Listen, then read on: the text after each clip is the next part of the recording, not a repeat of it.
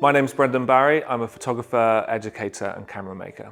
What I do is transform spaces into cameras, often with a built-in darkroom that I can either work in independently or invite other people into that space to work collaboratively to create images, usually directly onto photosensitive material.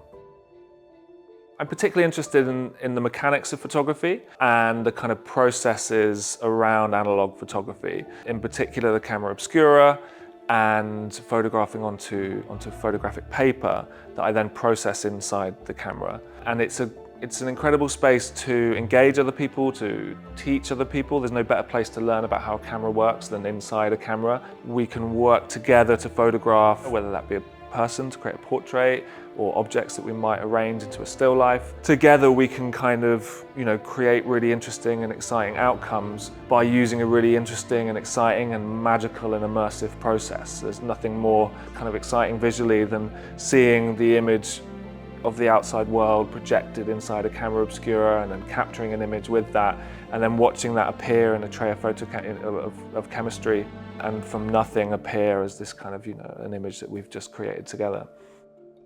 There's something about the problem solving that has to happen in that space. I'm drawn to working at scale as well, not necessarily because I believe that bigger is better, but because when you work at scale, there's more problems to solve. There's no piece of equipment available to buy off the shelf that I can use to hold a massive 100 by 50 inch sheet of paper, or there's no darkroom tray big enough to process that within. So everything has to be, you have to make and construct all of the kind of different elements of the process. And each one of those things that I might make or construct to arrive at an outcome, to create a photograph, is, each of those little problems that I have to solve is a creation in itself. Making a trough that's big enough to process an image that big, or making a massive board that can swivel and bend and twist and lift. That's part of it, and personally one of the elements that I enjoy the most. It's the making of the thing that you need to make the thing. First camera I ever had was an Olympus OM10 that my dad gave me when I was maybe 11, 12 years old. And I used to have it tied around my neck on a bit of baler's twine and never left home without it really.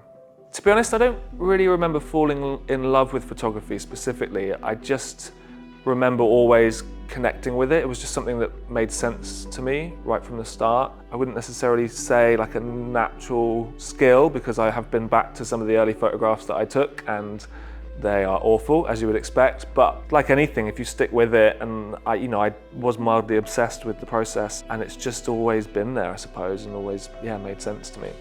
I think why I connect with and work with and enjoy working with film over digital is you have a much more creative control and an involvement, essentially. When you point a digital camera at something and press a button, a lot of the work is done for you.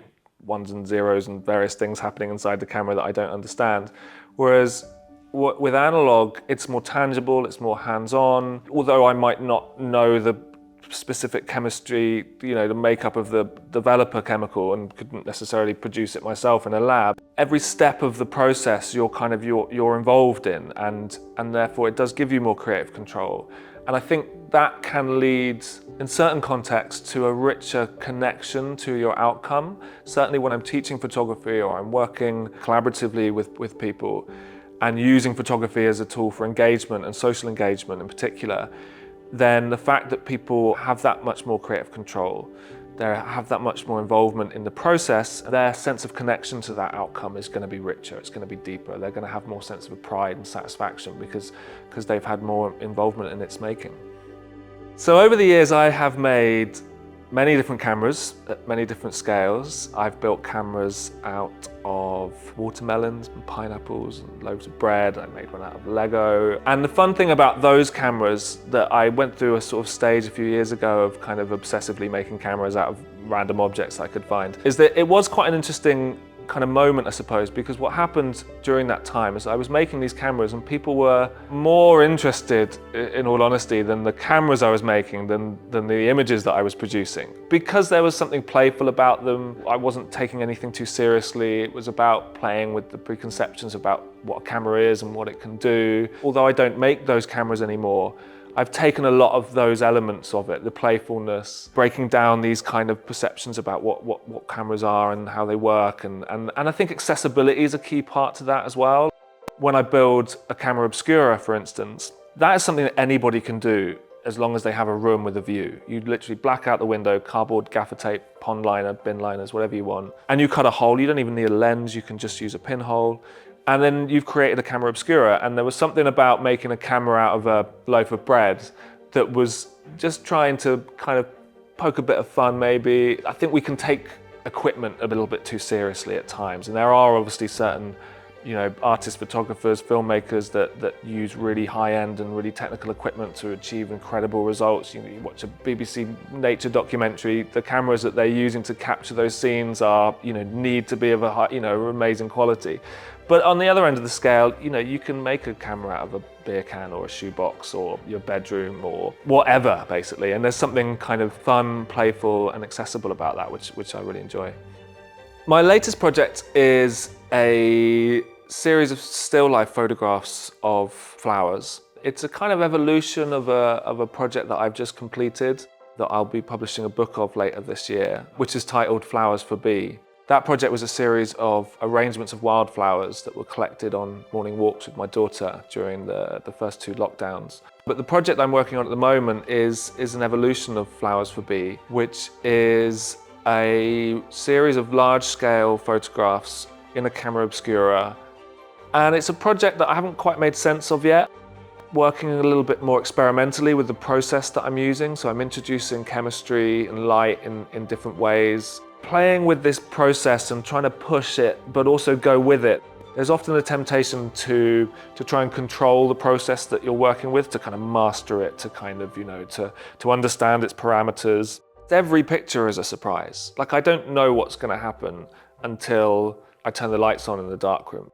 First half of the process has to be done in the pitch black, so you don't really know what's going on. And then I will introduce new chemistry to the image, and it will turn from one thing into another. At that moment, it's always a surprise because it's an impossible process to control. Your expectations about the outcomes are very hard to predict. Every time an image appears, I had no idea if it was going to work or not, to be honest, at the beginning. Looking back, I think I was playing the role of a photographer. I had kind of worked out what a photographer does and was kind of working within that framework, let's say. So I would head out into the world with a large format camera. I would photograph people, landscapes, objects, scenes, and I would weave them together to create a kind of narrative. But in hindsight, the work was very derivative of other photographers because I didn't think the work was very authentic to me and my approach and my sensibilities. I was a man on side of road looking at things type approach. When I was teaching and I started making cameras and I started inviting people into those cameras, the sort of 3 things that I loved most about photography kind of came together in that space. And those 3 things are image making, of course, the process side of things, which I've talked a lot about, but also this sort of social element, the engagement side of it, inviting people into that space. And inside a camera obscura, those 3 things kind of all happen at the same time. You can make images working with people in really interesting and complex and kind of engaging processes. Having the ambition to produce things that are beautiful, whether I'm successful or not, maybe isn't for me to judge, but I think that in itself has worth. I suppose I'm trying to get to a point where I'm okay with that.